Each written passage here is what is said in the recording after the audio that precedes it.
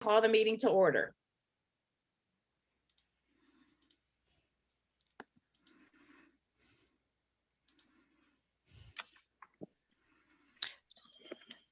Good morning, Madam Chair. The first item is we do have to take roll call, so we'll go ahead and get started. If folks can go ahead and announce their presence, that would be with a yay or present, that'd be appreciated. Pedro Anaya. Warsan Arton. Present. Kate Chasen. Present. Norma Chavez Peterson. Kate Clark indicated she would be absent. Cinnamon Clark. Present. Estela de los Rios. Present. Kara Desert. I believe she is still out, as she had indicated. Angela Elliott Santos. Present. Rashid Essa. Eleanor Evans. Present. Sarah Farouk, one of our newest members. Present. Rodney Fowler. Present. Tammy Gillies.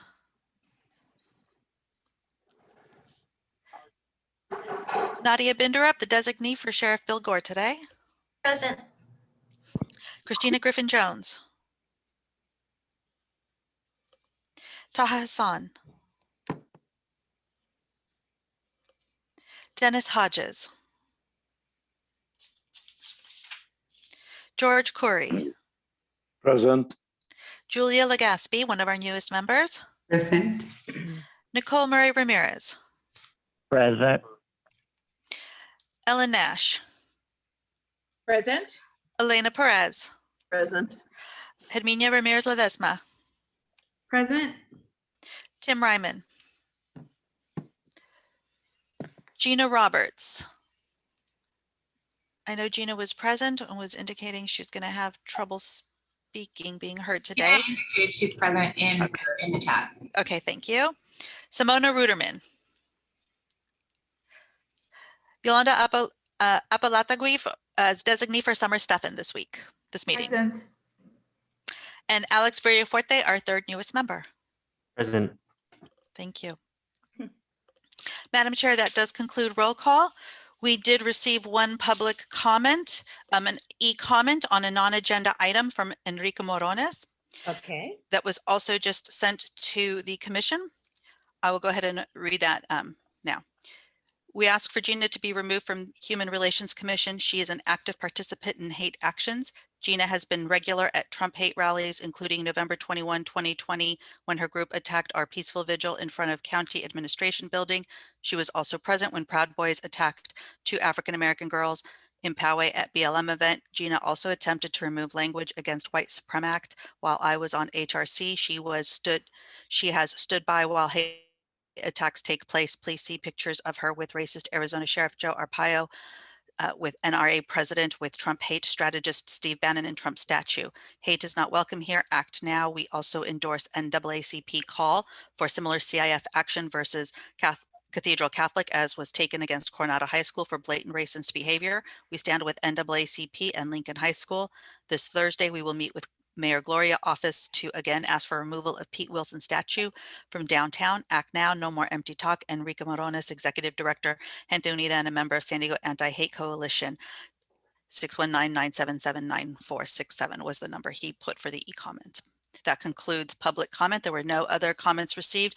Denise, can you please confirm there was no other public comment? Hi, good morning. Stating for the record, no other public comment received today. Thank you. Madam Chair, we're ready for the rest of the agenda items. Okay. The next agenda item is our newest commissioners. We do have 3 new commission members who are joining us, and they were appointed. 2 of them come to us through the commission, the commission's nominated seats, and were appointed by the board at the last meeting, confirmed by the board. And also we have the San Diego API Coalition designee who was also appointed by the Board of Supervisors. I'd like to welcome our 3 newest members, Alex Villafuerte, Sarah Farouk, and Julia Legaspi. We now have 29 members on the commission, and as is tradition on this commission, we'd ask that each member introduce themselves by their name and information that's on that slide and take up to about 3 minutes. Feel to include everything that's listed below or whatever you want to share. Whoever would like to go first, I can go ahead and call the first one. We'll take it in reverse order. Alex Villafuerte. Hello, everyone. My name is Alex Villafuerte. My pronouns are he, him, his. Professionally, I am the Marketing and Communications Manager at San Diego Pride. And additionally, I'm the co-chair for the San Diego API Coalition. In the past year, I've been doing a lot of work with the coalition to help advocate for the Stop AAPI hate movement. Additionally, I am part of the Queer API Meta Coalition, which creates events and programs for those living on the intersection of being LGBTQ and API, and doing a lot of solidarity work with the LGBTQ Latinx Coalition, as well as the Black LGBTQ Coalition, to create safe spaces for those living on the intersection of being on multiple marginalized communities. So I'm excited to work with you all and get to know you all. Any demographic information, I am a proud gay Filipino. And personal information on my spare time, I love doing yoga and being outdoors. Thank you. And next in reverse alphabetical order would be our new member, Julia Legaspi. Good morning, everyone. My name is Julia Legaspi. I am a small business owner in the Mira Mesa area for over 35 years. I'm active in the Filipino-American activities, also a proud transgender representing the film community. Community work, I was the past president of the Los Chavacanos of Cavite City, a local religious organization from our hometown. Community experience, I've been a volunteer and was elected 20th Empress of the Imperial Court in San Diego. I used to chair the Scott Carlson Thanksgiving dinner, the Ben Dillingham Community Grants, and the Nicole Ramirez Scholarship Fund. I'm passionate about transgender equality and movements. A personal bit of information, I take pride on being the first transgender appointed to public office by Republican Mayor Dick Murphy in 2005. Fun fact about myself, I love making people beautiful because I am in the hairstyling business. And thank you for having me. Looking forward to working with you. Thank you so much. Thank you, Member Legaspi. And our third newest member is Sarah Farouk. If you could go ahead and unmute yourself. Thank you. Yeah, hi everybody. My name is Sarah Farouk. My pronouns are she, her, hers. I'm really happy and thankful to be here with all of you. I'm really looking forward to get to know every single one of you. A little bit about myself. I recently graduated from UC Berkeley, studying political science. And I've been doing community work since I was in San Diego. So my family is based in San Diego. I'm based in San Diego. And I've been doing community work with lots of organizations here locally, lots of grassroots community work around issues like criminal justice, issues like worker justice, workers' rights, and other issues concerning our communities. Right now, currently, I work at the Asian Americans Advancing Justice Asian Law Caucus based in San Francisco Bay Area, currently doing work on national security and civil rights, but I am still here remotely in San Diego, based in San Diego. And some more information about myself, I came to the US as an Iraqi refugee, and my family came here obviously with me. And so I'm really deeply connected to the immigrant and refugee community here in San Diego and statewide as well. Another fun fact, I guess a fun fact about myself is I've grown up in 3 different countries and I have a cat named Nemo. But yeah, that's a little bit about myself, and I'm really happy to be here with all of you. Thank you, Madam Chair. That includes the introductions and that agenda item. If you'd like us to move on to agenda item number 5. Absolutely. But I want to say welcome to all of our new commissioners. I'm looking forward to getting to know you. Madam Chair, agenda item number 5 is the approval minutes for the meetings of December 15th, 2020, January 7th and 19th, 2021, February 4th and 23rd, 2021, March 4th and 23rd, 2021. We're asking the Commission's approval today for those meetings. We'll be bringing the minutes before you for the next quarter, the second quarter of the year at the next meeting. And this is a motion vote with a roll call. So we would entertain a motion and a second. Motion. Who is the maker of that motion? Robbie Film. Oh, thank you. Second from Cinnamon. And for the record, it appears Dennis Hodges is now present. If he could just make his voice heard to mark present. I'm present. Thank you. We'll go ahead and start the roll call then for that, the approval of the minutes. Member Arton? Aye. Member Chasen? Aye. Member Cinnamon Clark? Aye. Member De Los Rios? Aye. Member Elliott Santos? Aye. Member Evans? Aye. Member Farouk? Aye. Member Binderup as designee for Gore. Aye.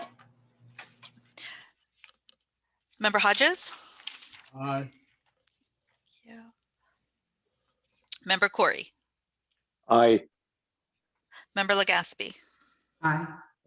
Member Murray Ramirez? I just want to, can we do a move to make such, especially minutes and so forth, by acclamation?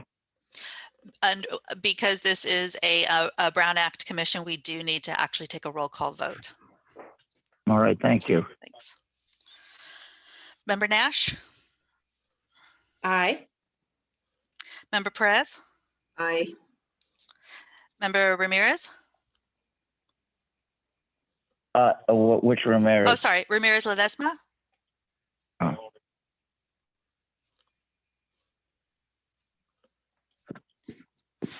I know she was present, so we'll get back to her. Member Roberts? Member Roberts in the chat indicated an aye. Member Yolanda Apalatakwi as designee for Summer Stephan? Aye. And member Alex, member Villafuerte. Aye. And then let me go back to member Herminia Ramirez Ledesma, if she is able to voice her vote. Okay.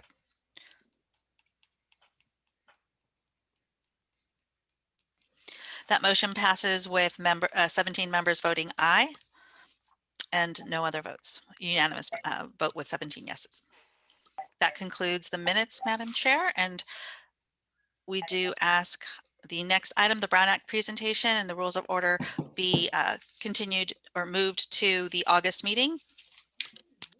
As we're withdrawing that request at this time, and we are able to move to agenda item 7, the update on the in-person and virtual meetings. Okay. Let me get that slide up there Great. real quick, because it is.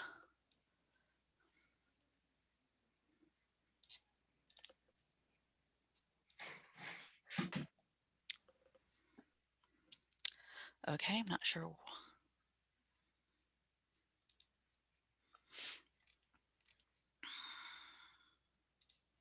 There we go. So the commission and its subcommittees will be able to meet virtually.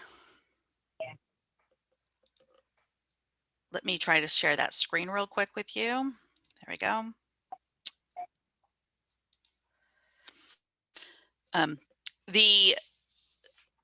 The Brown Act's ability or authorization, the executive order authorizing on excuse me, sorry about that. The Brown Act, the executive order that had allowed for the use of virtual meetings based on the pandemic is going to be expiring at the end of September, on September 30th. So after that, virtual meetings, the authorization for that will expire. So the commission and its subcommittees will be able to continue their meetings through September 30th, but after that, they will be held, the commission's meetings will be held in person at the County Operations Center. We have been in Kearney Mesa. Staff has been working to locate a meeting location that is somewhat more central, but also will accommodate 31 commission members and the public to attend. So that location in Kearney Mesa, the County Operations Center, has been secured through the end of the year. In addition, the subcommittees will be required to also meet in person, and we are looking at various meeting location options for them, and we'll be bringing those to the subcommittees at their meetings. We also want to let you know, after September 30th, telephoning into a meeting is permissible as long as it complies with the Brown Act, which requires that a majority of members are within the jurisdiction and that the location of a person who is, if a member were to phone in, is disclosed and open to the public. While there are pending bills which look to make changes to the Brown Act, none of the proposed bills that are currently pending affects the noticing requirements for members to teleconference into the meeting. So we want to provide you that update, as we know that you all have asked and inquired as to when in-person meetings will resume, and whether or not the ability to have continued Zoom meetings will be available. Based on the pending legislation, the ability for the commission itself to meet virtually or its subcommittees will sunset at the end of September, and we will move to in-person meetings. We are looking and exploring at ways to provide various methods for the members of the public to continue to participate in various ways, given the technology requirements that would be needed, that depending on Operations Center. So starting in October at this point, if any of you have been to county operations centers, it will be in the community chambers meeting room, which is where the Planning Commission also meets and is centrally located on that campus. That concludes the presentation on the update on in-person and virtual meetings. Happy to take any questions, Madam Chair.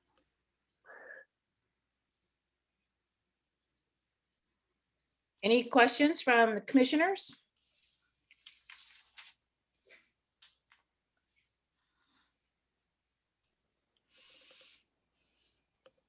Hi, quick question for me.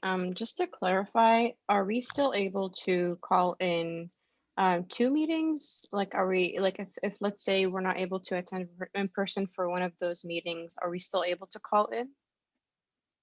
Yes, so under the Brown Act, what is required for a member to teleconference in is we do need to know well enough in advance so that, because we do have to post on the notice where the member is conferencing in from, and the location has to be open to the public. Okay, thank you. Thank you. Commissioner Hodges has his hand up. I'm not sure if it's a legacy or. Okay, Member Hodges? Yeah, so is that the 4th Tuesday in September or the 4th Tuesday in October? For the meeting? Yes. It would be October. October's meeting is when that would start. October the 4th Tuesday. Yes. All right, thank you. Claudia, there is a request for the address for the county operations center chambers.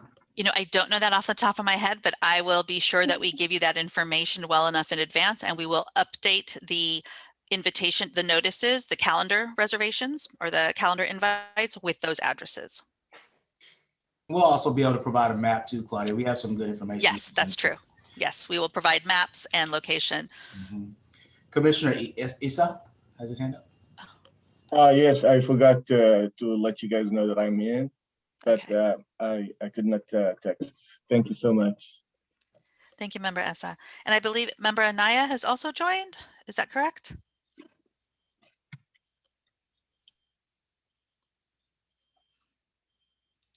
Member Anaya, can you just voice your presence?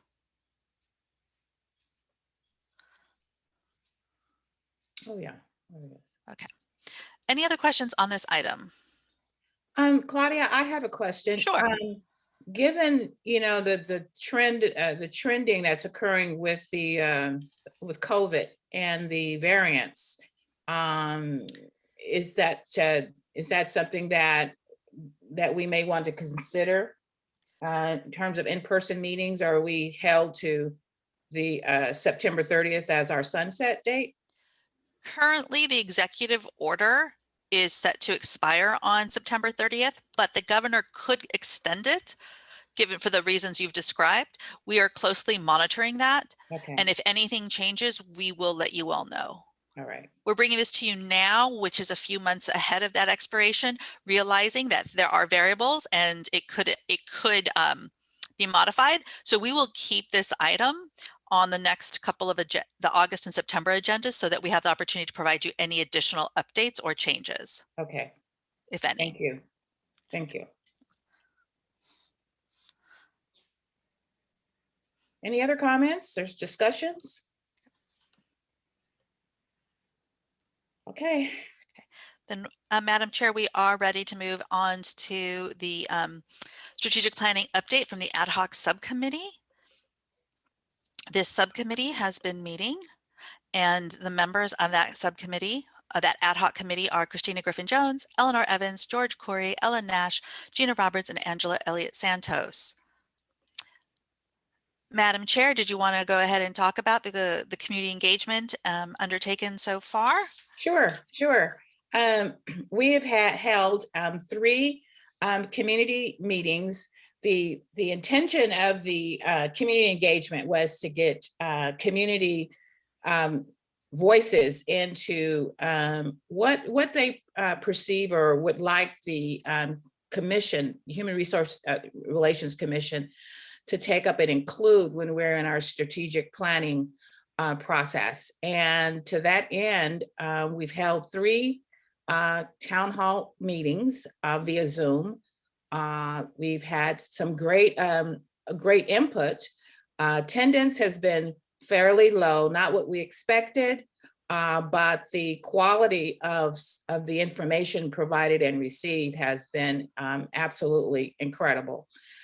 We have one more town hall meeting left, and it's on Saturday, this coming Saturday at 1 o'clock. Is that 1 o'clock? 10 a.m. I'm sorry, at 10 a.m. 10 to 11:30. 10 to 11:30. We hope that our attendance, we generate a larger attendance. We would ask you commissioners to really put the word out because we really want to hear from the voices of the residents and the community as we strive to create our own strategic plan as a commission. We are new, we're just starting out, and as the foundation of what we do will be generated by residents of the County of San Diego in terms of where we go and how we plan our future as a commission. And some of the questions that are posed there are 5 questions here. Actually, these questions can be shared on Facebook, Twitter, Instagram, whatever social media you use, via even email and your newsletters. I think it's important that residents know what we're asking. They can respond to these particular questions via email, correct, Claudia? They don't actually have to show up at the town hall meeting, but they can respond to those questions there. Correct. Well, so by emailing hrc@sandiegocounty.ca.gov.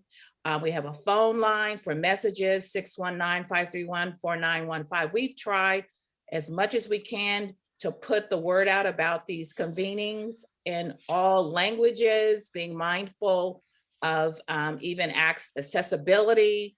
I really commend the county communications department helping us out. We have one more meeting again on Saturday at 10 o'clock. Please tell all of your constituents that we would like them to attend, but also respond to those 5 questions. Share them with everyone that you can contact. And it's been very, very successful, very informative in terms of what's on the hearts and minds of our residents in San Diego County and how the Human Relations Commission can engage them. Thanks, Rob. I really appreciate the commissioners that have stepped up as part of the subcommittee. They have really done a good job bringing in their expertise into how to create convenings and community organizing, and we'll really appreciate that. Thank you. Thank you, Madam Chair. And we will send out a plain blank slide so that has the email contact, the email comment contact information, as well as the phone number and the questions posed, so that you all can circulate those out as to your various networks, and they can respond through the HRC. All of the comments and all the information being gathered from the community meetings is being compiled for the subcommittee and looked at as part of the strategic planning that will then come before this commission. And we'll do the same with any email comments received either through email or the phone. So, Madam Chair, the next item is agenda item 6, which are the subcommittee updates from our various Oh, I'm sorry, Member Corey. Yes, Claudia, this is Commissioner Khoury. I have attended a couple or three of the last 4. And what really bothers me a little bit is most of the responses to the 5 questions that are being compiled were being responded to, or the responses were from commissioners, because we didn't have that many people that were attending. And accordingly, the results, I am preempting a little bit that the results that we will be receiving from the subcontractor that are doing the analysis and the reporting to us may be a little bit skewed to represent mostly what the commissioners were responding to. And I did send them a chat at the time, bringing that to the attention of T. Fox, that most of these responses and the percentages that are being exhibited are from commissioners. And accordingly, I would like to ask that the last one on Sunday, that the commissioners do not respond to any of these questions and leave it to the public to respond, so that we at least get a better feel of how the public is thinking of the commissioners, of the commission's questions as such. Thank you. Thank you. And Member Corey, I do believe our consultants are aware of that and tracking that information as those comments and such are being received. Member Perez and then Member Artan also has their hand. They both have their hands up. Thank you for bringing that up, Member Curry. I think that's really important. We don't want to be the ones that are providing the feedback. Otherwise, what was the point of the public meeting? So yeah, that's a good idea. Hopefully, keep the commissioners' comments just maybe in the background so that we can allow the public to speak. So thank you on that. My only question was, did I understand correctly that the flyers and all the information were sent to the groups that we had previously provided for outreach? Yes. Okay, that's all I wanted to know. Thank you. Thank you. Member Artan? Yeah, thanks, Claudia. Is there a deadline for folks who want to submit comments through the email?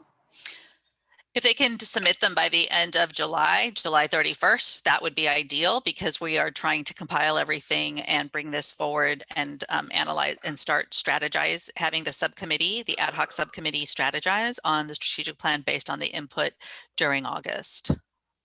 Got it. Thank you.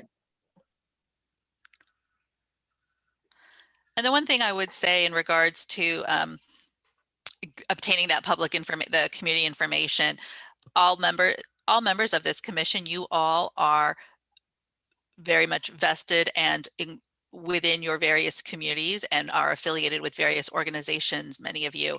So to the extent you all have the ability to have send out the reminders for that one last meeting this Saturday, we would appreciate it and look forward to compiling that information and bringing it back to you all.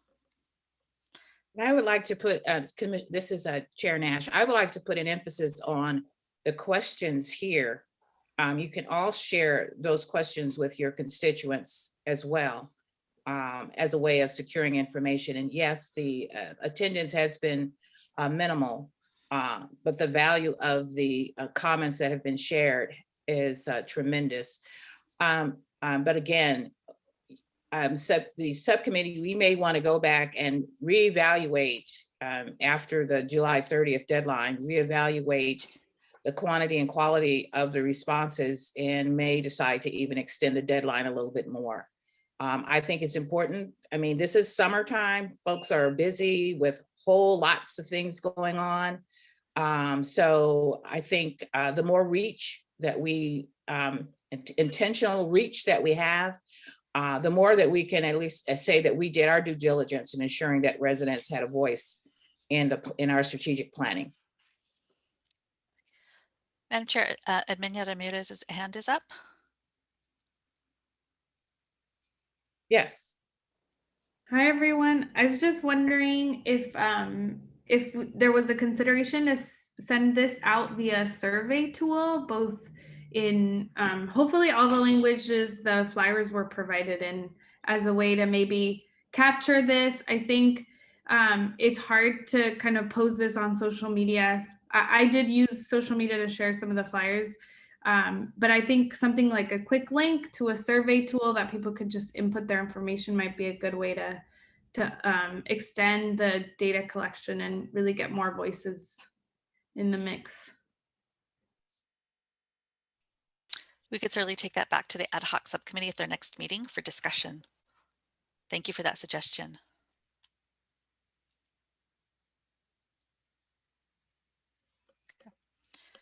Are there any other questions? I don't see any hands raised, Madam Chair.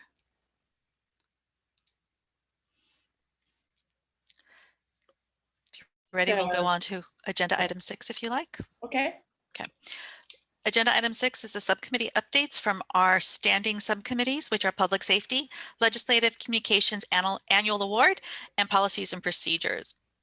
We'll go ahead and start with the Public Safety Subcommittee report out. Member De Los Rios is the chair and Member Evans is the vice chair. Chair De Los Rios, did you want to report out on the Public Safety Subcommittee? I'll start with the scope slide as a reminder. This is what you all presented at the last meeting. And then I'll get to the areas of focus that you all discussed at the last subcommittee meeting. Yes, thank you, Claudia. So as you all know, our safety committee was designed to get a better relations with the community. As you all know, law enforcement and community, there are some issues and some challenges. So we're using this committee as a liaison to provide recommendations when we see conflict. As you all know, we had some presentations before in regards to some civil unrest. So hopefully this Public Safety Committee will address those issues. And as our focus, we have 3 focuses, challenges we meet probably about 3 times. And we realized that there's 3 areas. First, how do we build trust? There's always been that issue, correct? And then also the issue of mental illness. A lot of our communities in San Diego have a history of mental illness when it comes to homelessness, when it comes to criminal justice, just a lot of issues around mental illness. And then third, resources. What are the resources available? Are they enough resources? So we're taking a 2-step approach. First, we're learning and educating ourselves about what are the gaps, identify the needs, and are the resources, what are the resources, and are they enough resources? So that's what we're trying to learn right now. And thank you, Claudia. Our next meeting, we're going to have Dr. Luke Bergman from Behavioral Health do a presentation, because myself, I am not aware of what resources are out there. And I want to learn more what is available, and then work from there to see what the gaps are, what the needs are, and to see how we can build on the trust, and how we can address the mental illnesses, and how we can identify resources and probably build on the resources. So that is our Public Safety Committee. I encourage everyone here to join us. It's not sure when the next one is. Claudia, you can help me out with that one. So yeah, that is our main 3 focuses: the building the trust, and addressing the mental illness that contributes to a lot of the issues with criminal justice. And our main concern is just to address those public safety issues, so that we can alleviate the tension and build a relationship with law enforcement and community. Thank you. Any questions?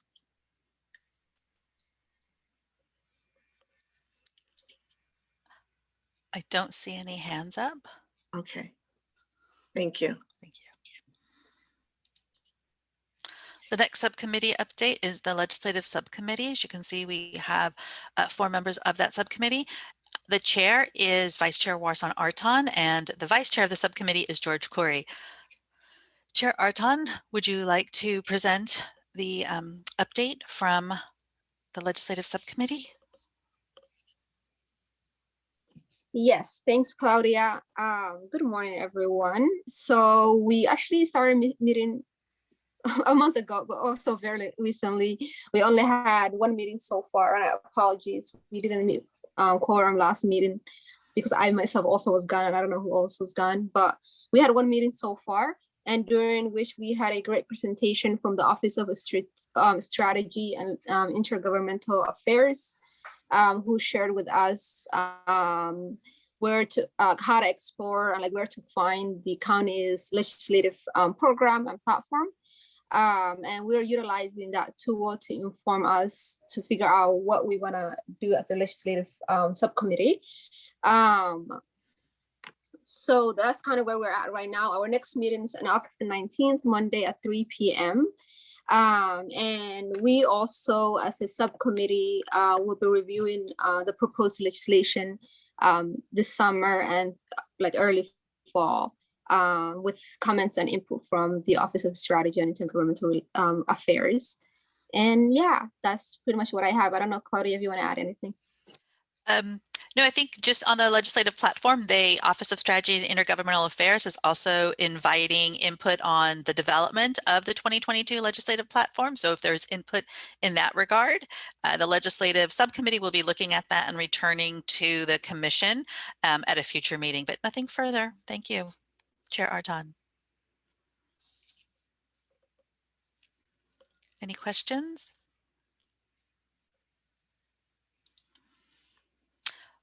Our next subcommittee is the Communications Subcommittee, comprised of 6 members, Anaya, Evans, Gillies, Khoury, Nash, and Murray Ramirez. Chair Nash, I know that you wanted to talk about or provide the update on this subcommittee. Yes, this subcommittee was originally created to support the chair, myself, in regards to responding to incidents of hate and issues in the community. And I have the fortune of having some great expertise on my communications committee that have advised me accordingly. The most recent response was to the Coronado High School incident. And in fact, a second follow-up response was created. However, based on the information Commissioner Evans provided, who serves on the Oceanside, I believe, school board, so has the connection to the CIF, provided us an update, which then resulted in a revision of that follow-up letter to the CIF. So I appreciate commissioners leveraging her influence and providing us information that would now give us an appropriate, more relevant response to our inquiry. So that's the kind of expertise that we need in order to ensure that whatever communications we're sending, it's current, responsive, and reflective of our thoughts and concerns in the community. We also had the privilege of having the Assistant Communications Director for the County of San Diego with us at our last meeting, and they're exploring some resources that we can use in order to market the work that the commission does to the community. And we are expecting some great expertise to come back so that we promote the Human Relations Commission in a much more professional, productive manner. So thank you for all your work. Thanks. Thank you. May I say something? Thank you, Commissioner Nash. And I'm really proud to be part of this committee. We do have some phenomenal folks there. So thank you for your leadership. Madam Chair, I see Member Perez's hand up. Yes. I echo that. I want to just say that I appreciate all the work. This committee is really important, and I was really happy to see that we acted, really quickly on that letter to the CIF, because you know what, it was that important. And if we would have sat on it for a couple of other days, it just, it wouldn't, to me, it wouldn't have meant such. But just as we all agreed on our previous meeting, you guys took the time, wrote it up, and shared it, and off it went. And so I really appreciate that work, because I know that's also a lot of work.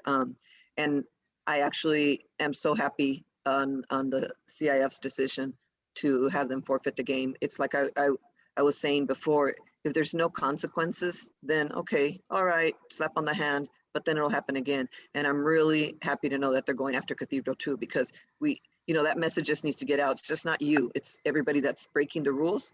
You're all going to have consequences to it. So really happy and thankful for this committee. I think it's an important committee, and I like the promptness of the action. Thank you, Chair.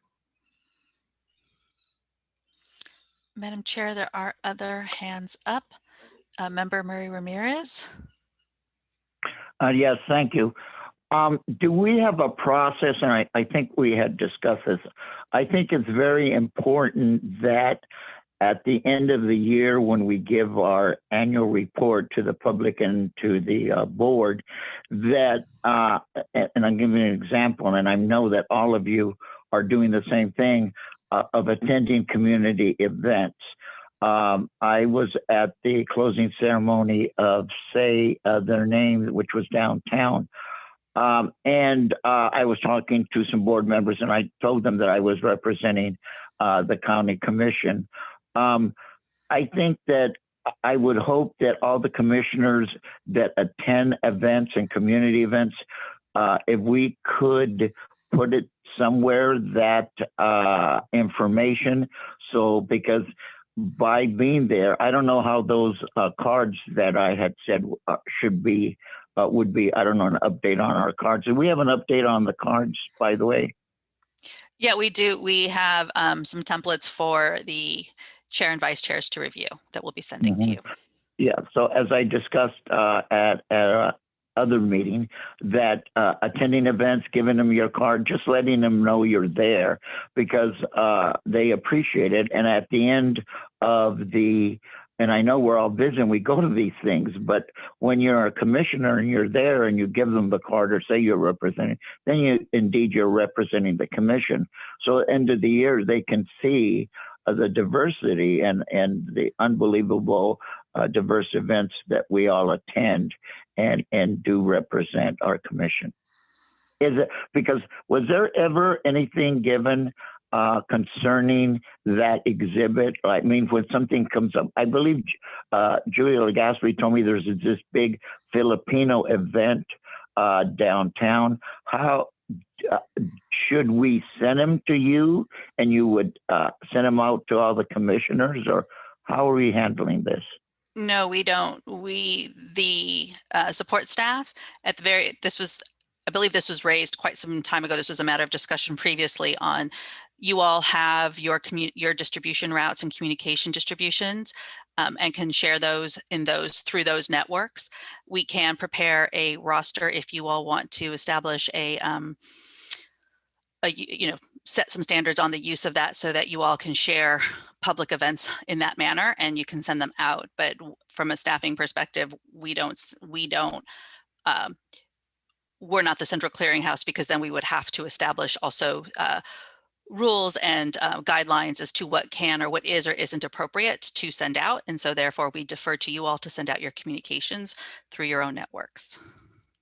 And that being said, I thank you. I recall we had that discussion. So has that roster been made and ready to, because there's some things I would like. I mean, we just went through Pride. I know our Madam Chair wanted to go to some of the events. And so when are we going to get the roster? So you and the two vice chairs and the chair, I believe, have the roster, but this is something that the communication subcommittee can also discuss as to if they can talk about the how information like that gets distributed too. That would be something that they could discuss. All right, thank you. Could you resend it, because I don't know where it's at. Sure. Thank you very much. I appreciate it. Also, just a follow up in regards to marketing the the commission itself, now that we have almost a full slate of members, commissioners now, I have been asking for some sort of a flyer that we could also share with the community via our Facebook pages, social media, on terms of who we are. I know the folks see names, but I would like to see faces. So if we could start work on that particular, just that marketing tool, so people will know, associate our name with a face and also expertise. One of the other pieces that we were talking about in the communications also is to feature a commissioner, every other month or so. So if people get to know who we are and what our background is and what our expertise is. I think the great example was the CIF response, where again, Eleanor Evans used her influence and connection to the CIF to update us so that we would not send out we would send out an appropriate correspondence that was current and relevant. So the more and more we get to feature, I want to feature the commissioners and what work you're doing and where you fit in this community in terms of your contributions. Thank you.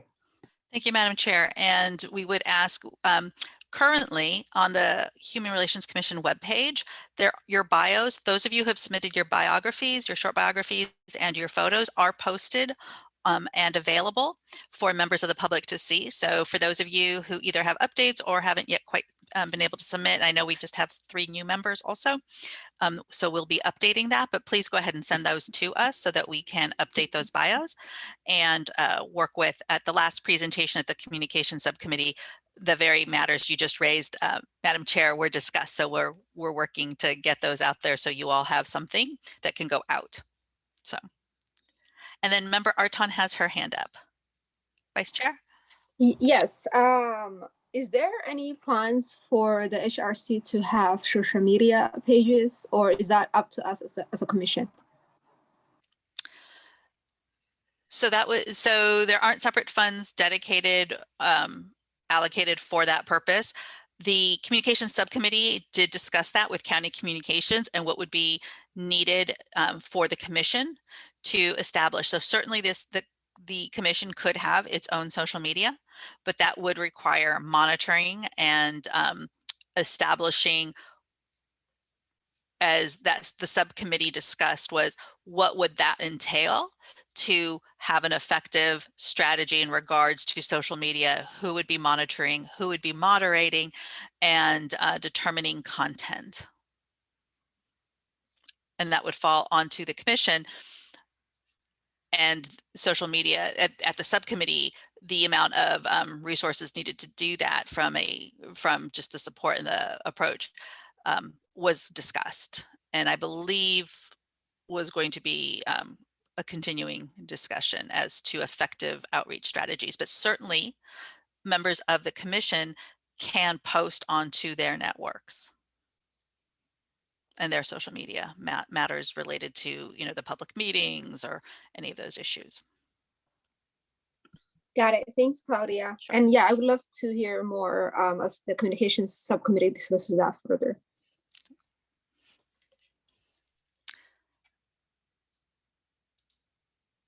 I don't see any other hands.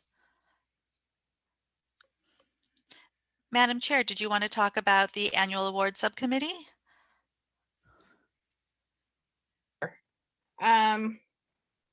Wow, we've been really, really busy with all these subcommittees.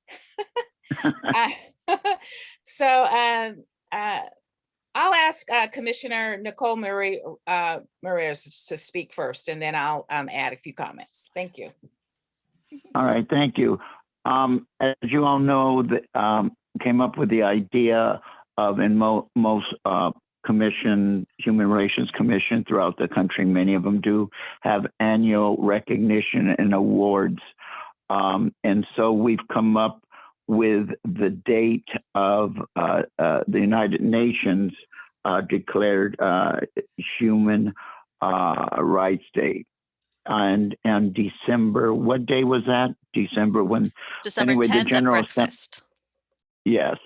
The idea has come up for a breakfast. Obviously, starting out would be a small smaller event, as we get our toes wet, it would we're thinking of an unsung heroes award, absolutely naming one of them after Leon Williams, a Lifetime Achievement Award, and it was brought up that he would be the first recipient. I think you all know he just turned 99 years young, and we thought there were some other great ideas have been forming to have this awards, and that all the awards obviously would be approved by the commission, but our hope is that we would honor, obviously other than Leon, because it would be the inaugural presentation of the award named after him, and he would get it. But people that are that have made a difference, are making a difference, young people especially, that gives them encouragement to continue, and also people that are doing things and haven't received recognition, the unsung heroes type of situation.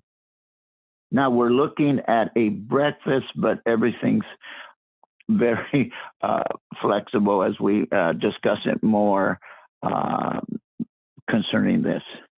Oh, the HRC, the city commission wanted to join, but the commissioners felt, and I agree, that we should do this on our own and make sure that our name gets out there. And of course, we cover the county, why they cover just the city. Oh, and speaker. Yeah, we get a dynamic speaker that would do things. I think many of you have been to the Chavez Awards dinner and the Kings, the different ones, and the Harvey Milk. Not as big as those, but something that would be short and have a keynote speaker that would really have an impact. We also, thank you, Vice Chair. We also got into our criteria at our last meeting, where we we're going to keep it, like Commissioner Ramirez said, quite simple, but powerful.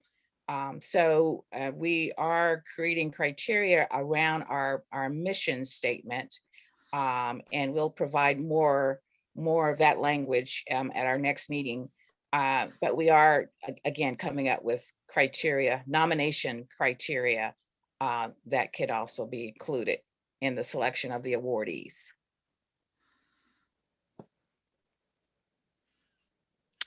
And Madam Chair, the last subcommittee update is related to the Policies and Procedures Subcommittee.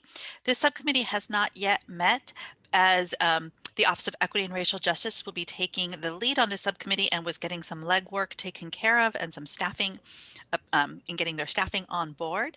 My understanding is they will be notifying the subcommittee in the near future, over the course of the next month or so, to set up that first meeting. We do have Director Andrew Strong. Did you have anything else you wanted to add on the Policies and Procedures Subcommittee, Andrew?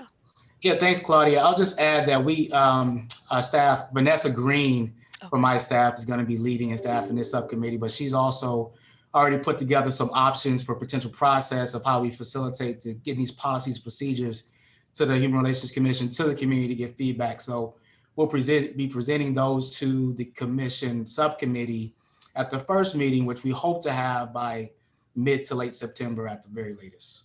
So thank you. Thank you, Andrew. Madam Chair, that does conclude all of the subcommittee reports from their meetings. As you can see, there's quite a few that we do have, and that is where the heavy lifting of work is done by the commission members. So thank you all for attending those meetings, and we look forward to continuing supporting that. Madam Chair, we're ready for agenda item 10, which was something you had requested and had indicated at the prior meeting, had asked to have a youth subcommittee item placed onto the agenda so that one could be for a discussion of establishing one. Yes, as we've talked about it in some of our other meetings, I would like to establish a youth subcommittee consisting of course, commissioners as well. Also, it's my understanding from Claudia that our bylaws do allow us to include members of a subcommittee from the community. Please, I will ask commissioners, please consider those of you that maybe are not active on some of the other subcommittees, if you could consider participating on this very, very important subcommittee in terms of our youth. If you would like to volunteer, please let us know as soon as possible. And depending on your response, I may call you and ask you if you would consider participating. But this is one of those subcommittees, I think, that we can really create a model going forward that could be replicated across the country. Young people are our priority, and we should acknowledge that by creating this youth subcommittee. Their voices really need to be heard. They are leaders of today, and I think they need support in mentoring and coaching from us, some of the powerful leaders that are on this commission, and some of the things that we can get in front of in terms of creating a positive human relations, promoting love, promoting peace. This is what we need from our young people today. And I personally happen to be involved in a Black youth intern issue right now in the community. And what I'm seeing is that our young people need to be nurtured. They need to be supported. They have a lot going on in their lives right now that I think we can help lead them into a direction where they could promote positive human relations in San Diego County. So I would strongly ask some of the commissioners here to serve on that committee. And also we'll be reaching out to some other young people outside of the commission to also serve as well. Madam Chair, there are 3 hands up. We have Kate Chasen. Okay. More hands coming up. Nicole Murray Ramirez, George Corey, and Yoli Apalatagui. Let's go in that order. Hi. Kate Chasen. Kate. Hi. I am one of the aforementioned youths of the committee. So I guess my main question is what kinds of things would be discussed in this subcommittee and how would it differ from the overall larger committee? Well, Kate, one thing I can envision as some youth leadership development, also actually providing input as an expert and with regard to some of the other subcommittees. We need that youth voice as well. So that would be 2 important pieces. I can also see a separate that we would help the youth subcommittee create. I still think of the example that Commissioner Anaya gave in regards to some of the former work that had been done amongst young people in regards to responding to, promoting positive human relations that previously existed, that the youth committee could take a lead on. And Madam Chair, if I recall correctly, of the six recommendations that this commission adopted at its special meeting of June 28th, some of those were focused on exploring other youth solutions. And I believe there was discussion and reference at that time of potentially having the youth subcommittee focus on those matters too. Right. As a subcommittee, this youth subcommittee would be, as currently described, a standing subcommittee subject to the Brown Act and the noticing requirements. Under the bylaws, it can consist of 3 to 7 members without any needed additional vote. You could all volunteer. We could have members in the range of 3 to 7 volunteer. And as the chair, as you indicated correctly, that the commission could be comprised, the subcommittee could consist of members who are not are not currently commission members, but does have to have at least one commission member on it. We have a member Corey and a member Apalatagui. Thank you. This is Commissioner Khoury. I was going to propose to really include as many youth organizations from the different areas within our county, be it the east, north, south, or west, in such a committee, because I believe the future is with the youth in general, and I will be more than happy, although I am an old something, as they say, I will be more than happy to introduce many of those organizations and be on the committee, at least at the beginning. Thank you. Thank you, Commissioner Corey. And then we have member Apalatagui. Thank you, Claudia. Thank you, Madam Chair, for bringing this on to the agenda today. I'd like to volunteer Commissioner Stefan to sit on this subcommittee. Thank you.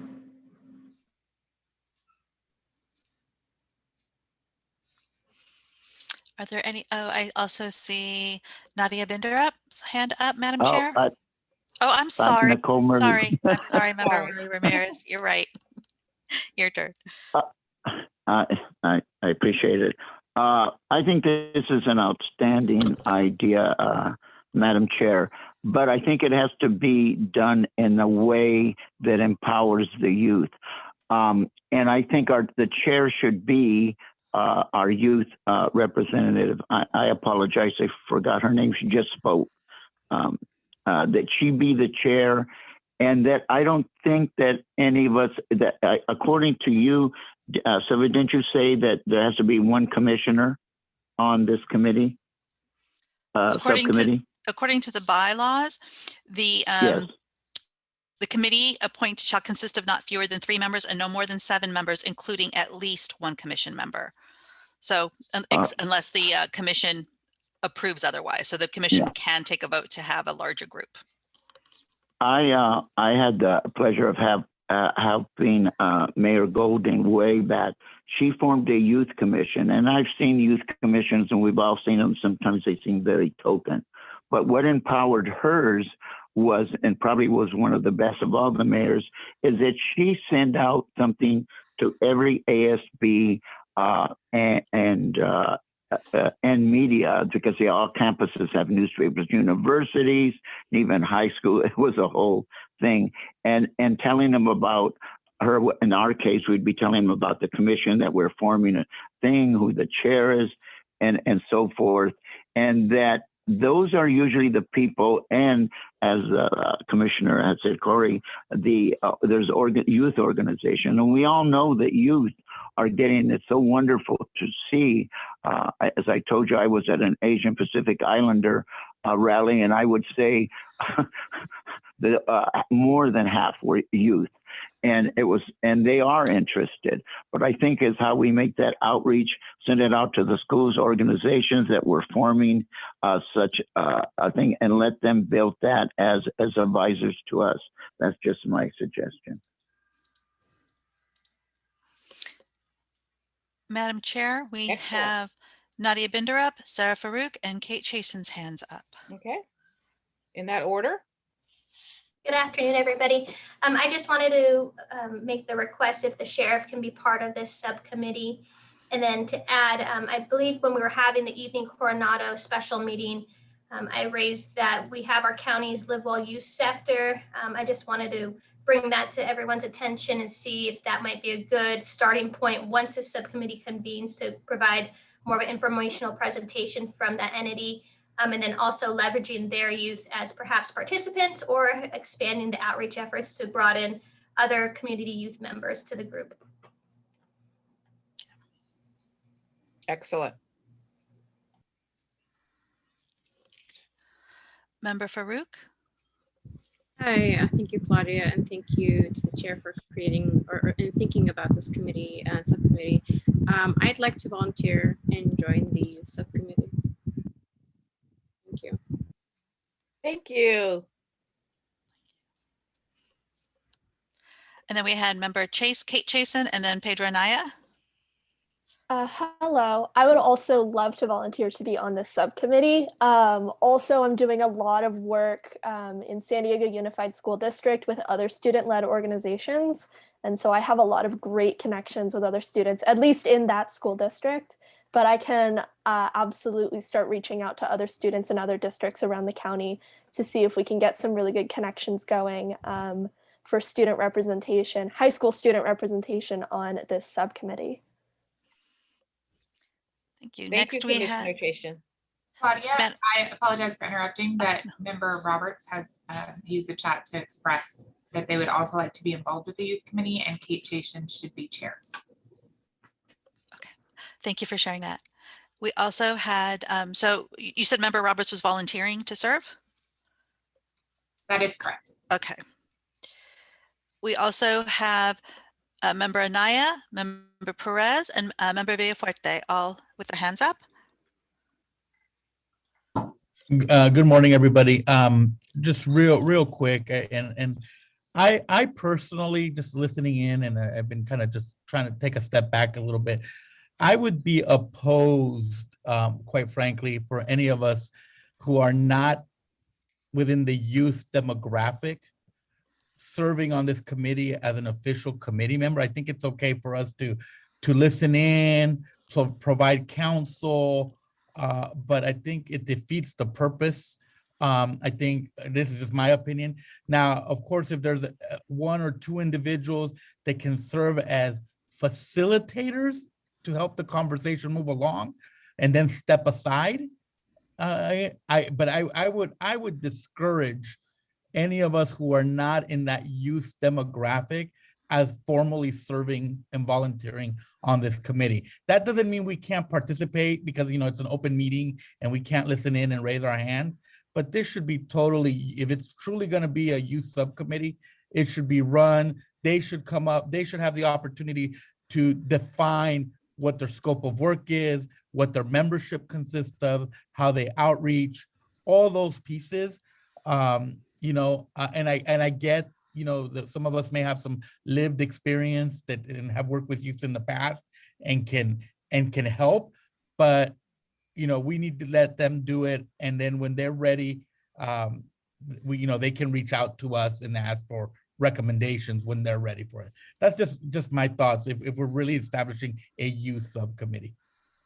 I have a question. What is how's it being defined, the youth demographics?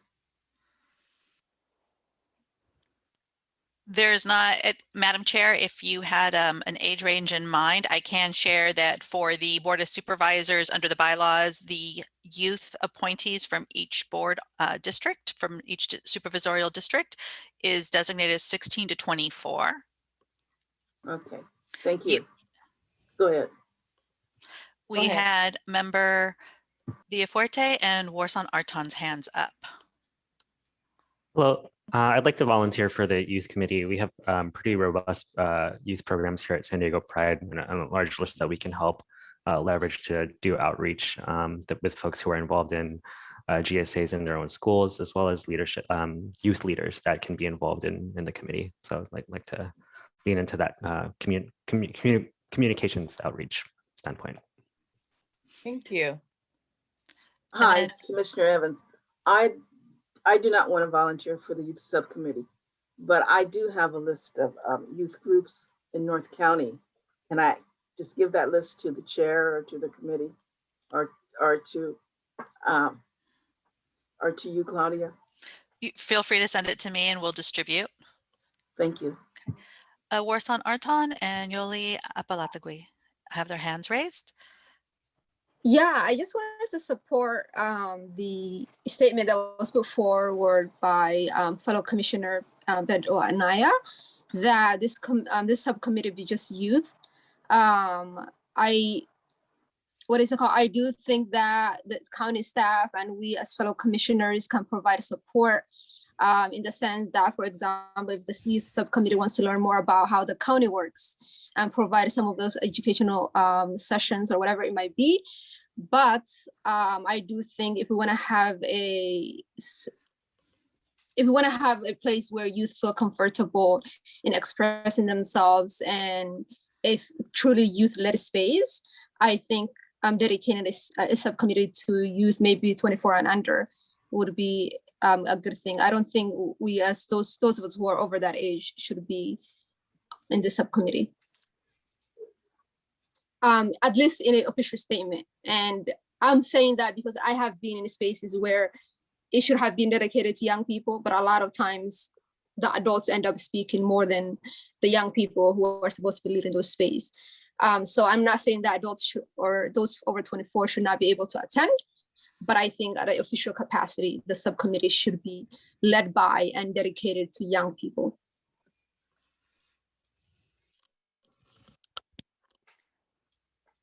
And we had Yoli Apalatagui's hand up.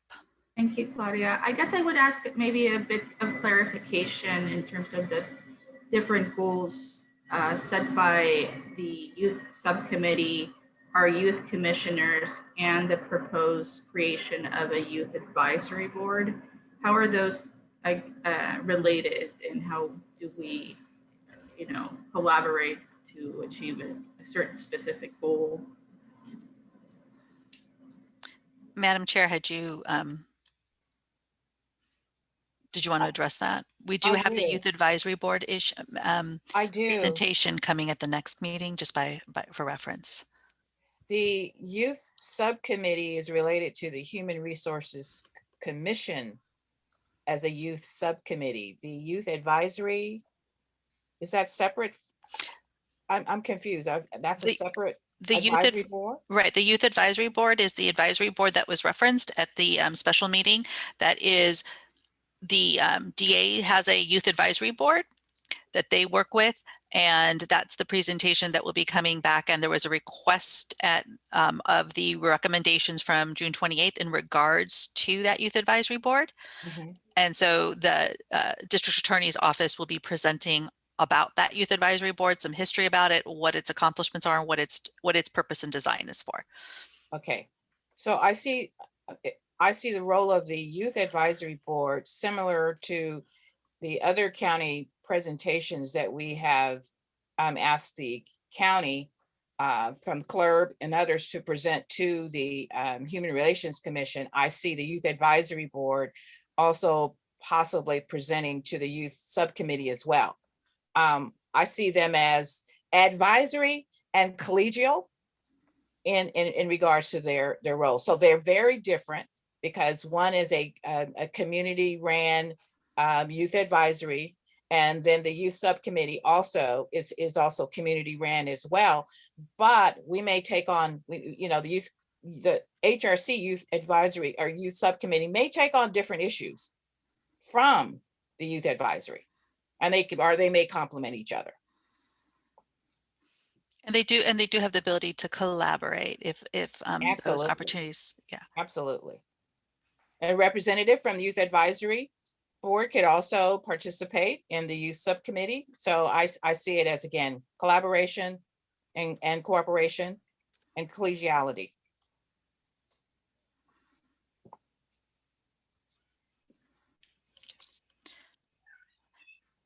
Vice Chair Arton has her hand raised. Yeah, sorry, one last thing. I don't have the person or the personal bandwidth at the moment to participate in the youth subcommittee, but I do work with a youth organization. So any support that's needed for me, I'm more than happy to help.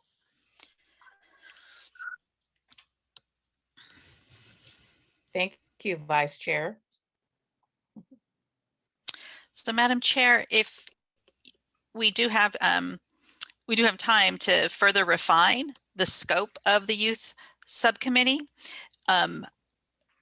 during today's meeting, and you can take a vote on that. Or if you'd like the youth subcommittee to have further discussion on that and come back with its intended scope, but given that it may be worthwhile to spend that time now to flesh that out a bit more, so that when it meets and then we hear from the Youth Advisory Board, there's a little bit more direction given to them as to what you all are envisioning as the scope of this youth subcommittee. My my suggestion is that, and I'm going to echo what Commissioner Anaya said, this will be a youth-ran, youth-led subcommittee. And I would prefer those that just volunteer to serve on that subcommittee come back to the commission with their definition of scope of work. And then we can go through the same formalities we do with any other subcommittee. So I would prefer, again, that the youth committee is ran by youth. They define who they are. They come back with their recommendations, and then we move forward from there. I'm like Pedro, I'm sorry, Commissioner Anaya. I have an infinity for young people, and I've been disappointed in all of the different venues and spaces that I've been in that youth do not have a voice. It's primarily adult led. So this is an opportunity for us to actually have youth lead the work with our support and advice. Can we move to identify the chair of the youth subcommittee? I see in the chat, folks are recommending Kate Chasen be the chair. So if you'd like, Madam Chair, I see Member Perez's hand up, and I can also, once we hear from Member Perez, I can read the list of who I have written down as having volunteered. Okay. If that will help that dialogue. Yes. Member Perez, and sorry if you're seeing me turn to the side because I have the member view on one screen and the slides on another, so I apologize. Member Perez. I wholeheartedly agree with, if it's a youth subcommittee, it should be just that, a youth subcommittee. So I'm all for making it that, and then just having, if it's going to be Commissioner Chasen be the chair. And then I was going to suggest that maybe those people that volunteered for that committee then can be maybe the advisory committee. Just a suggestion, but I do agree that we want to hear the youth's voice. We want to hear, where do they stand? What do they want to resolve? We want to hear all that, but we want to hear it directly from them. Us more experienced people, of course, we have, we can identify a lot of issues, but really it's not the purpose. It's not for us. I think we want to hear directly from them. What do they want to discuss? What do they want to talk about? What do they want to resolve? And then, and I like the idea of having these other members, come up with some scope to get a starting point. But I think the chair of this committee should work with those youth, and maybe you could send out that scope when you send the announcement. And I like the idea of the schools ASB. You get a lot of kids from those schools that would volunteer, that you put together the scope and then send that out so that they have an idea of what how it's going to take place. And then you guys, once you get together, you can discuss it. So those are just my comments. Thank you. Member De Los Rios's hand, and then Member Corey's hand is up, Madam Chair. Yes, thank you. I just want to advocate as well, being a mentor, national mentor for 6-7 years, and being at Lincoln High School for many years as a mentor in a mentor program. I believe this belongs to the youth. So I believe it should be led by the youth and established by the youth, because they know exactly what they would like to address, and they know what to focus on. So I just want to reiterate that this is their committee. This is the purpose of it. And I believe, there is room for us to be advisors or mentors to that group, but as long as it's their group and their committee. So thank you.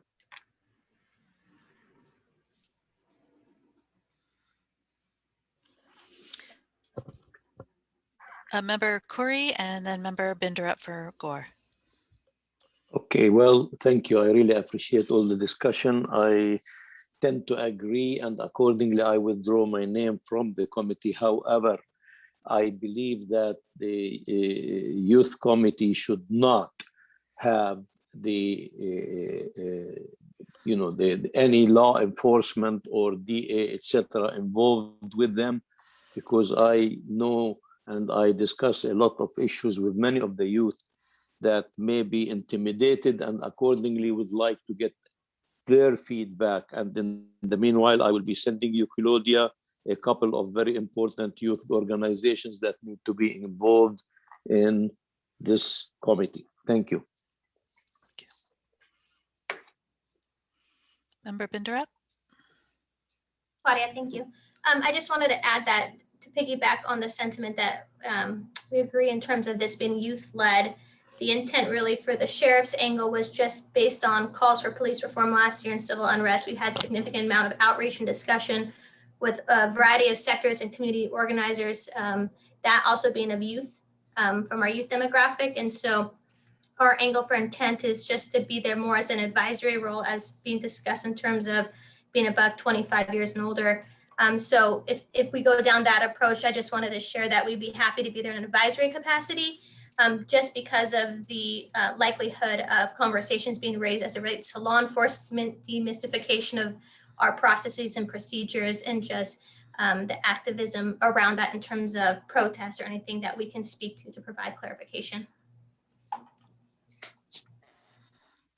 Claudia, I wanted to express that Member Roberts in the chat has also stated that they agree with the advisory committee idea. Thank you, Commissioner Perez.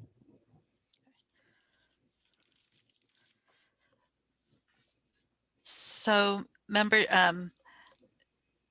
so Chair Nash, what we have who volunteered to assist on the youth subcommittee was, well, Member Corey has withdrawn his name, Member Villafuerte, Member Chasen, Member Farouk, Member Roberts, Gore, and Stefan had also volunteered. It sounds, as I understand the latest comments, the sheriff is looking to help and assist in an advisory capacity. Member Roberts' comment about having it serve as, agrees that it should be youth-led. I don't know if that is meant to intend to serve in an advisory capacity or not. And I see also Member Apalatagui's hand up. So before I comment on the DA, why don't I defer to her for a moment? Thank you, Claudia. So based on conversations, it sounds like it would be more of an advisory role, and I'd like to change the motion to offer to serve as an Commissioner Stefan as an advisory member if needed. So whatever is needed, but I changed the motion to that. Claudia, to clarify, Member Roberts has also said now, yes, advisory capacity. Okay.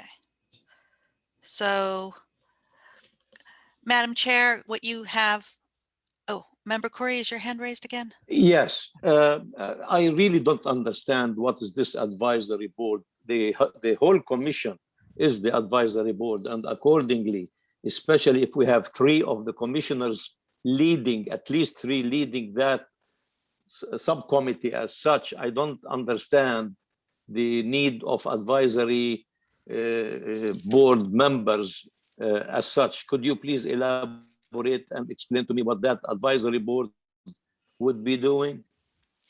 I wasn't, as I understand their comments, is they would be there to assist as needed to the actual subcommittee to provide information and about other programs and resources, and to provide support as needed as questions arise. That it would not be a formal advisory committee to the youth subcommittee, but they're volunteering to assist as needed. And if I have misspoken or misstated your intents for the DA, the sheriff, or Member Roberts, please let me know. But that's how I understood them. And I also see Member Perez's hand up. So basically, I understand that the whole commission is available as an advisory board if needed. Well, the subcommittee would be reporting back to the commission, and certainly as the commission has done and asked questions regarding other subcommittees, and would do that. For example, to the extent the youth subcommittee wants to learn more about a subject matter that may be within the knowledge of whether it's out of the DA's office or wants knowledge about another organization, and there's a member who is affiliated or knows that information or knows the contact for that information. Okay. We would seek that out. I see members Artan, Anaya, and Perez's hand up also. I I just want to explain a little bit about the advisory committees because I've served on many. If this is a youth committee, it needs somebody that will advise them, especially if we're saying that we're not going to have the commissioner sit on it, which makes total sense to me. But you're going to have you're definitely going to have a chair. So the advisory committee can't really be the whole commission. It's just a small group of people, you know, usually 5, no more than 5.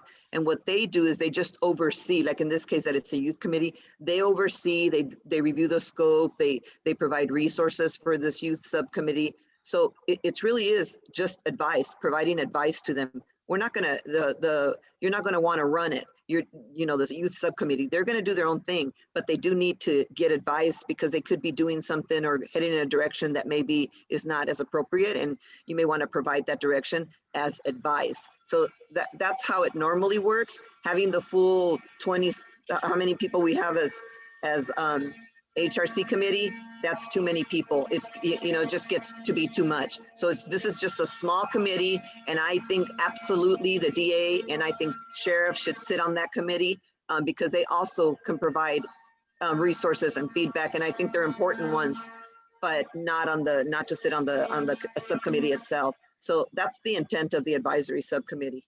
Thank you. Member Perez, with that clarification, the advisory subcommittee, that advisory committee that you've so described would essentially be an ad hoc subcommittee that would be there and available as needed of limited duration as it gets things up, but it would not be a true subcommittee, a standing subcommittee. So it would be there as a resource when needed. Yeah, and absolutely. And then that small little advisory committee that is on standby for any direction needed can then report back to the full commission, you know, of what's going on. I mean, we're obviously going to hear from the subcommittee, but yeah, that's the intent. Absolutely. This is Commissioner Khoury. I would like, if this is the intent, I would like to be a member of that advisory committee, please. We have members Anaya, Artan, and Jason. Yeah, this is great conversation, and so I just wanted to follow up on a few thoughts real quick. In regards to this the role of advisors, advisory committees, and you know, I mean, if we look at the models that are out there, and you know, you look at each high school campus, you know, if there's a club run, they have their advisor. ASBs have their, you know, advisors. Even at the college level, if you look at some of the college organizations, even some of the most activist organizations, they have like a professor who's, you know, for continuity purposes is attached as an advisor. I think it's important that our young people have someone they trust and can go to get direction or clarification as they move through a process and help them facilitate. I would actually recommend, and I know you know, I don't want to throw a wrench in any of this conversation because I think there's no right or wrong answer here, but I think that given the time and support these young people may need, I think it makes sense if this is something that can be built into the role of our race, our Office of Race and Equity. I don't know if Andrew has the resources through his staff to designate someone that could serve as this advisor. They could could provide the direction that they may need and connect the dots for them. The other thing that I would just want to throw out there, because I'm a big believer in not reinventing the wheel too much, only when you really need to. And I hear that there are, from this conversation, that there are 2 youth-led initiatives within our county. There is the work that the district attorney is doing with that youth advisory board, and obviously the county youth advisory board that exists. I would recommend that as you develop the composition of this youth advisory subcommittee, that there be liaisons between those organizations, because those young, and I'm not talking, you know, the DA, I'm talking a member of that advisory committee join this committee and they can share information. I'm talking a member of the county youth advisory committee, you know, joining this committee so that they can learn from each other. So those are just some thoughts. I don't know how that would fit into any motion or anything. It's just ideas and just, you know, my thinking. We have member Artan and then member Jason. Yeah, I'm also honestly a little bit confused about how many advisors are on this subcommittee. I do get the idea of having 1 or 2 advisors who provide support and guidance when needed to the youth. With that said, again, maybe we haven't, like, we have to figure out, like, what is youth? What does youth mean when it comes to youth subcommittee? Is that 24 and under? Is that, 18 and under? But I also want to emphasize that we don't undermine young people's intelligence. If other subcommittees don't have as many of advisors who are on it, then why are we undermining young people and making them feel like they need, like, all of us to be there for them? I think 1 or 2 advisors, somebody who provides support and guidance, should be okay. And like, the staff is there also. I just want to remind everyone that in the subcommittees that we're in, like Claudia, like, we turn to you all the time, like, right, like, to ask you, like, like, the questions that we have and all of that. So I just want to put that forward. I again, I'm saying this because I don't want it to be for us to create a subcommittee with the intention of it being a youth subcommittee, yet like, overpopulated with adults, and just it become like another discussion with a bunch of adults who are making the decisions, who are putting their voice in there. And if we want to dedicate a subcommittee to young people, then it should be that. And I do agree, maybe having 1 or 2 advisors, but I don't see why we need so many advisors and so many people on the subcommittee.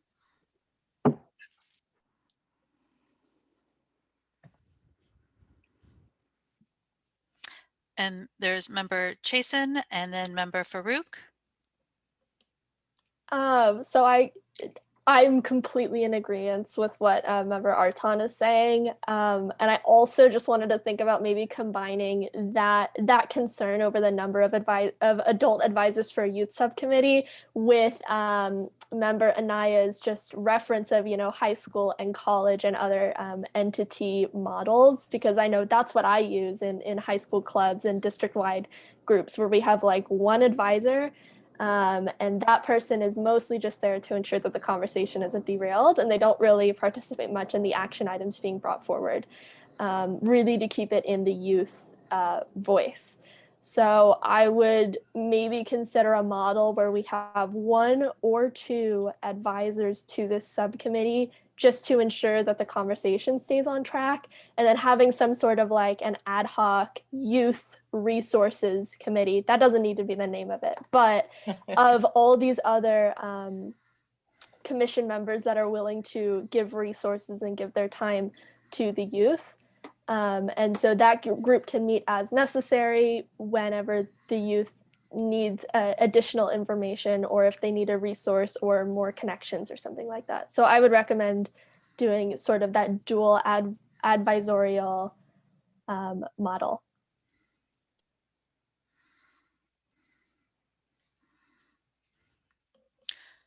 Thank you, Commissioner Chasen. And we have member Farouk's hand is raised. Okay. Yeah, thank you so much to members Warsan and Jason for the comments. Definitely want to echo that. And obviously I'm new here, so I'm just really learning about the processes and different, systems in place.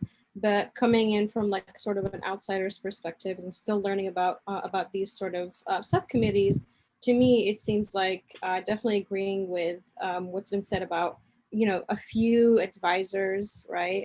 But also wanted to uplift the fact that a lot of us who have actually volunteered to be on the youth subcommittee come in with a lot of experiences working with community members and organizations. I mean, I myself, I'm working with an organization, and I know a few of other folks are working with organizations and have experience working with community members and diverse communities as well. So I don't think we should undermine those experiences. And in fact, I definitely agree with having a couple advisors, but I also see the broader HRC as being sort of that advisory sort of role as well, from a broader capacity, instead of having very strict sort of other subcommittees.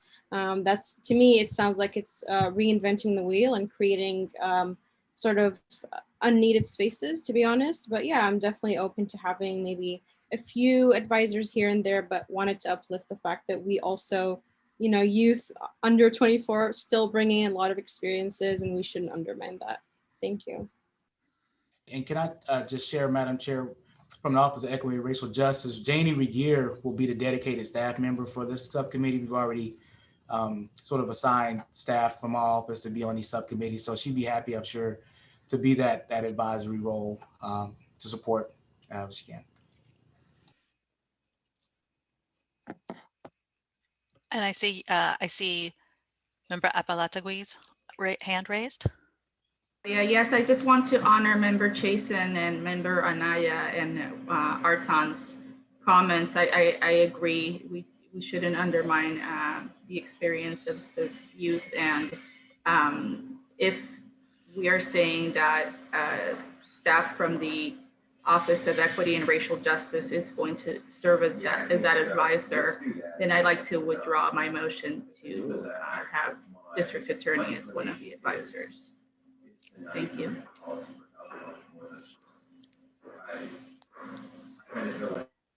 Madam Chair, I don't see other hands raised, but there has been a lot of conversation and discussion with the diversity of views on this subcommittee. It would be helpful for us to have a motion that clarifies what action is being taken.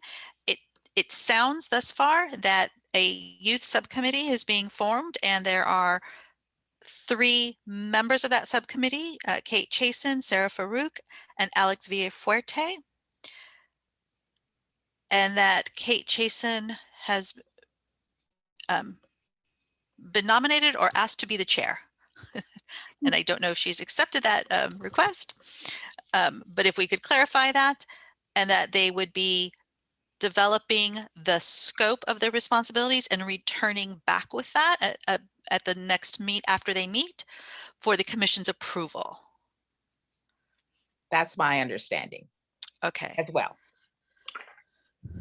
This is Commissioner Khoury. May I modify it like all other subcommittees elected their chair and vice chair when they met without the commissioners imposing any on them.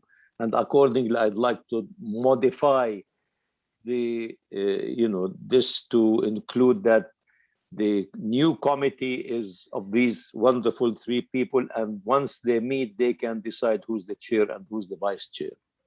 Thank you. So we don't have a motion on the table, but certainly we could entertain a motion establishing the youth subcommittee with the 3 volunteers that have been identified, and directing that youth subcommittee meet and return back with their scope of responsibilities for the commission's consideration and approval after they've met. I am willing to take that motion on board. This is Commissioner Khoury. It's a motion. I'll second it, Commissioner Evans. And there are some hands raised. Member Perez, Member Legaspi. Member Legaspi, did you have your hand up? It looked like it for a moment. Member Perez? Yeah, I thought in the discussion we already had, we weren't going to have members from the commission on there except maybe 1. But then it was going to be mostly youth. So I just want to clarify what that is. I thought that's what we were all agreeing on. There were 3 volunteers. And there was discussion as to who would or wouldn't be on the commission. There was a diversity of discussion in that regard, hence why we're asking for a motion, and we did have 3 volunteers to sit on that youth subcommittee thus far, given the other names other individuals who have removed themselves as sitting on the subcommittee and serving more as needed advisors potentially. So that was the discussion. Okay, so then I'd like to propose a motion to establish this youth subcommittee with whatever this 5 to 7, whatever members are decided, and then to have 1 member of the commission to be in this meeting, and the rest of it composed of youth. I thought I already proposed a motion of the committee to include the 3, because the 3 of them are young commissioners, and there is a minimum requirement of 3 on any subcommittee that we are to propose. Am I correct, Claudia?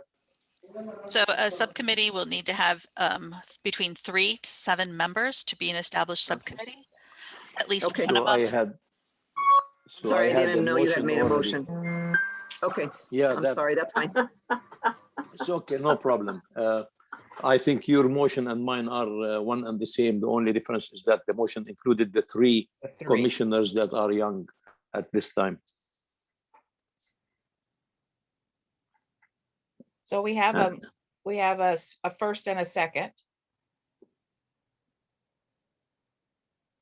So we do have a first and a second, and I don't see any other hands up. To repeat that, that would be to establish the youth subcommittee with members Farouk, Villafuerte, and Chasen all serving. And that subcommittee is directed to determine their scope and return back to the Human Relations Commission for approval of that scope. And their chair. And they can select their chair. They would just be reporting out their chair. Right. Okay. Right. Yeah, that motion is good. Okay. Seeing no further hands, Madam Chair, I can take roll call on that motion. Okay. Member Anaya? Yes. I'm getting tangled in my wires. Excuse me for a moment. Thank you. Member Arton? Aye. Member Chasen? Aye. Member Cinnamon Clark? I believe she had to. Okay. Member De Los Rios? Aye. Member Elliott Santos? Aye. Member Essa? Aye. Member Evans? Aye. Member Farouk? Aye. Member Fowler? No, Aye. he's not. Okay. Did I hear Member Fowler? Aye. Okay, thank you. Member Gore through his designee Binderup. Aye. Member Hodges. Aye. Member Corey. Aye. Member Legaspi. Aye. Member Murray Ramirez. Aye. Member Nash. Aye. Member Perez. Aye. Member Ramirez. Ledesma. Aye. Member Roberts. Member Roberts has indicated aye through the chat. Okay. Member Stefan through Apalatagui, the designee. Aye. Member Villafuerte. Aye. That motion carries with a unanimous vote of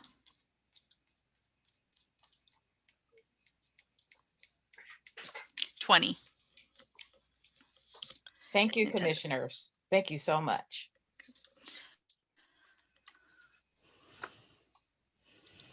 We're ready for the next agenda item, Madam Chair.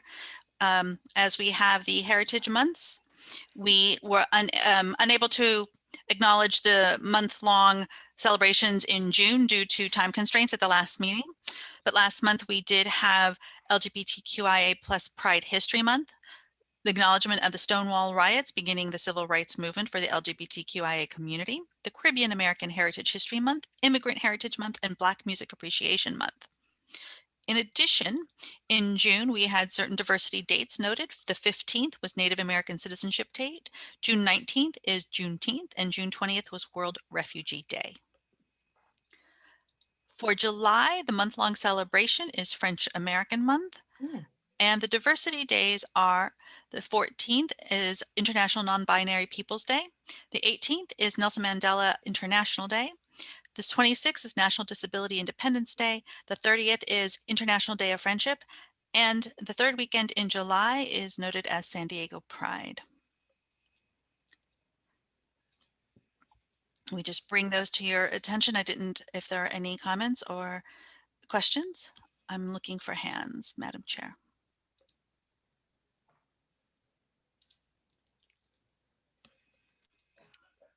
I don't see any.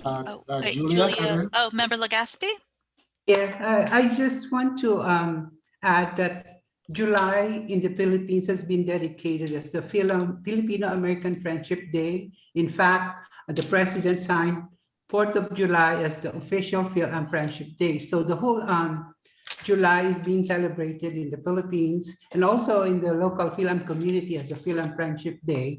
And I would like to take this opportunity to invite everybody this coming Saturday for the first Filipino Friendship Festival, which will be held at the Port Pavilion starting from 11 to 4. This Attorney General Rob Banta, the first Filipino-American Attorney General, will be in attendance, and also Mayor Todd Gloria. So I'm inviting everybody in behalf of the Film community this coming Saturday at the Port Pavilion from 11 to 4 p.m. Thank you. Thank you. Thank you, Member Legaspi. I don't see any other hands raised, Madam Chair. Okay. And the last item is whether there's discussion of any community-raised matters relating to the Commission's promoting positive human relations. This is limited to no more than 15 minutes, which while cannot include any actions taken, can include the Commission placing a matter on a future agenda for possible action. If there's any items that the Commission would like to discuss at this point. If not, that would conclude all agenda items.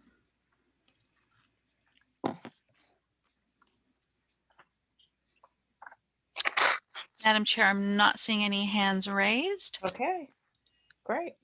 The Commission's next meeting is August 24th, and we are ready for your adjournment. I did want to once again thank and acknowledge our newest members. Welcome aboard.